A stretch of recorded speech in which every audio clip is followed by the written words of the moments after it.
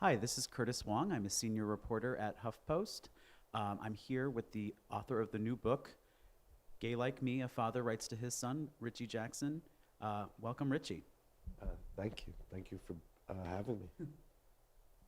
Now, of course, you have a well-established career as both a talent manager and film and theater producer. Can you give us a brief description of the book and why did you feel the urgent need to write it? So, I was working on a TV pilot, and I wanted to tell the story uh, of how it was to be gay when I was 17 and what it's like for young gay people now. And I was trying to write this comedy pilot about an older man and a younger gay man who happened to find themselves roommates. And I thought, oh, the hilarity will ensue and it'll be the funniest comedy. And then, as I was trying to figure out the show, our 15-year-old son told us he was gay. And then a, it wasn't make believe anymore. It was happening right at our dinner table. And I started to think about all the things I wanted him to know that I didn't know when I had moved to New York to be a gay man in 1983. And when he came out, he said, Dad, being gay is not a big deal. My generation doesn't think it's a big deal. And I think being gay is a really big deal. It's the best thing about me. It's the most important thing about me. It's been the blessing of my life. And so I didn't want him to diminish it. I didn't want him to put it in a corner of his life. So I thought, I'm going to share with him everything I know of what it means to be a gay man. You say in the book that you've always wanted to be a father. Why did you think you were interested in that path at a young age? You know, I only had two goals in my life: to be a parent and to love someone. Those were the only two things I cared about. And I always knew I wanted to be a father. When I was 18, my mother said to me, when are you going to tell me you're gay? And I said, I'm gay and I'm going to be a father. That was in 1983. I had no idea how I would do it, but I knew I wanted to. And I think partly nothing has ever felt as vital to me. Like when I thought about careers, or like on career day in elementary school and the police officer would come in or the businessman, nothing ever felt quite as important to me as parenting. And I have always found I am most alive when I have the most responsibility. And I crave responsibility. It's where the living is. And there's nothing more responsible than caring for and raising children. How has the idea of parenting changed now that you've become a parent yourself? You know, my idea, I had very specific ideas, how to parent, and the kind of, when you are expecting a baby, your expectations of what your life will be and what your child will be instantaneously coalesce. You can see your whole life ahead of you as you are expecting this baby. And then when you have your child, you realize, well, the only parenting lesson there is you parent the child you have, not the child you thought you'd have or you thought you wanted. You mentioned this earlier, but in the book you talk a lot about how you wanted your son to be gay.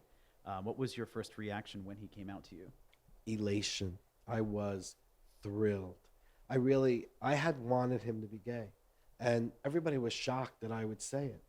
And, but I did. I thought, you know, being gay has been the blessing of my life. Why would I not want that for him? And then he said to me, Daddy, being gay is not a big deal anymore. My generation doesn't think it's a big deal. And then I was like, well, wait. It's a really big deal. Being gay is how you love.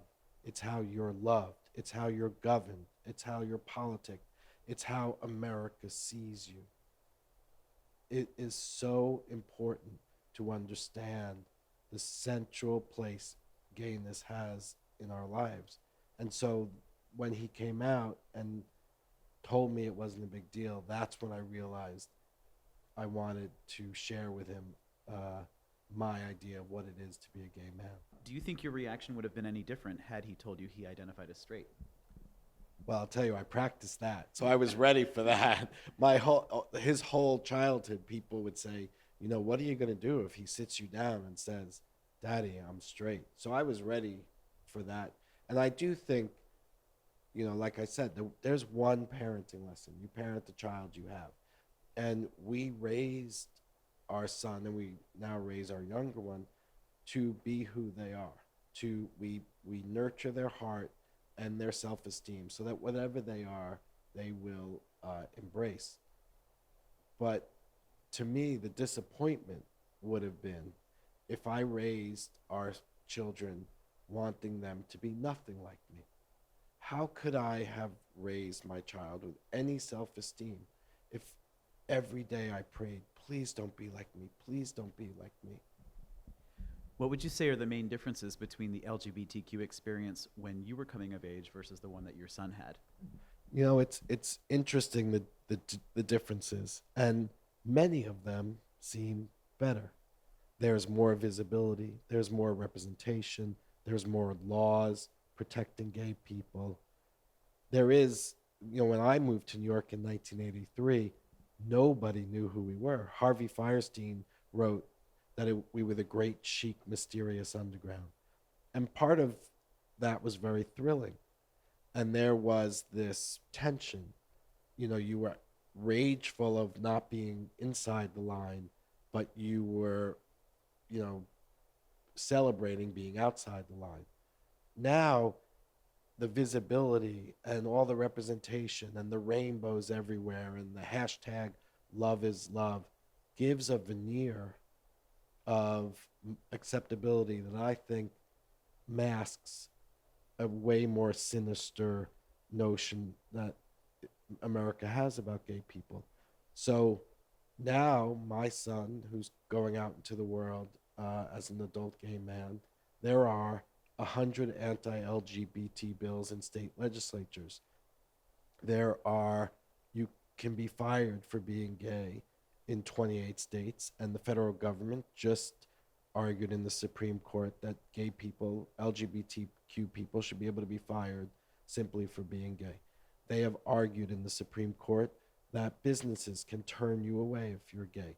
They have tried to enact a regulation at the HHS that medical personnel can deny medical services to gay people. So I think it is way more dangerous now than it was when I was coming out and coming of age. I think that's a somewhat unusual perspective. I think, you know, most of us would be inclined to think otherwise. They saw our liberation. Our adversaries, when I was growing up, never imagined what we would achieve. They were afraid of it. It was their worst nightmare, but nobody thought we would actually get it. And then in 2015, the White House was lit up in rainbow because the Supreme Court had just handed down the decision that marriage equality was the law of the land. And our adversaries, those 41 LGBTQ hate groups that are in America, saw that White House that they thought belonged to them lit up in rainbow, and a straight lash has come at us. So I think this riptide of hate is way more fierce because now that they've seen our liberation, they're trying to take it away, and they're going to try not to let us have it again. You mentioned Harvey Fierstein. You speak a lot in the book about the impact that Torch Song Trilogy had on you and your own coming out journey. Right. Tell us a little bit about that. Right. So, you know, I was a gay kid in Long Island that hadn't told my parents I was gay. I tried to tell a couple of people in high school to very little success. So I thought, I'm going to move to NYU and I'll be gay there. And one day when I was 17, my mother came home from seeing a play in the city, and she said, I just saw this unbelievable play with this incredible actor who was also the playwright. And on the way out, I bought tickets to take you. We never could afford tickets to buy at the box office, and we never saw something twice. So I knew it was a big deal. And I said, well, what is it about? And she said, homosexuality. And I was like, oh, why is she taking me to see this? She took me to see Torch Song Trilogy. The character Arnold, played by Harvey, was the very first gay person I ever came in contact with. And he wanted to be a parent.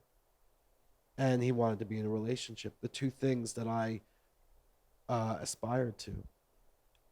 And at the end of the play, Arnold has a fight with his mother about being gay. She never accepted him. And she says, if I knew you were going to be gay, I wouldn't have had you. And after the performance, my mother took me to dinner and said, you know, if you ever came home and said you were gay, I would never react like the mother in that play. She used theater as a crystal ball to show me a life that could be possible for me. Nobody was talking to my mother on Long Island in 1982 about gay people. It was not a conversation where I was growing up. It was my mother's own humanity that had her take me to see this show. So Harvey and that show were my beacon. And I thought I would be okay. I knew that that life was possible because I saw it on stage. Now, what advice would you give to the parent of an LGBTQ child or a parent who thinks they have an LGBTQ child? My first advice would, for a parent who has a LGBTQ child or thinks they do, is to buy my book, Gay Like Me. I do think that that parent has a choice to make. They can be their child's first obstacle, their child's first trauma, or they can try to help raise their child with good gay self-esteem. So I would say to this parents, if you can help your child do that, you will not only raise them with good gay self-esteem, but you will take a journey with them that will be way more interesting, way more magical than you ever could have imagined. If there's one thing you'd like readers, particularly those who don't identify as LGBTQ themselves, to walk away remembering from this book, what would that be? There are two things I really would like people to remember from my book. One is that being gay is a gift. This whole idea that being gay is a defect and worthless it's exactly the opposite. We are, in fact, powerful because we're LGBTQ. It is what makes us special. So I would like people to come away from reading my book and seeing the gift that being gay is. The other thing that I think anybody can take away from the book is that we all have something inside ourselves that we love about ourselves, something special that we privately know is what we love most about ourselves. And if my book can be a permission slip to take that specialness, take that thing you love most about yourself and put it center in your life and invest in it, rely in it, have faith in it, then I think that would be a great takeaway. And finally, Richie, where can readers find your new book? Great question.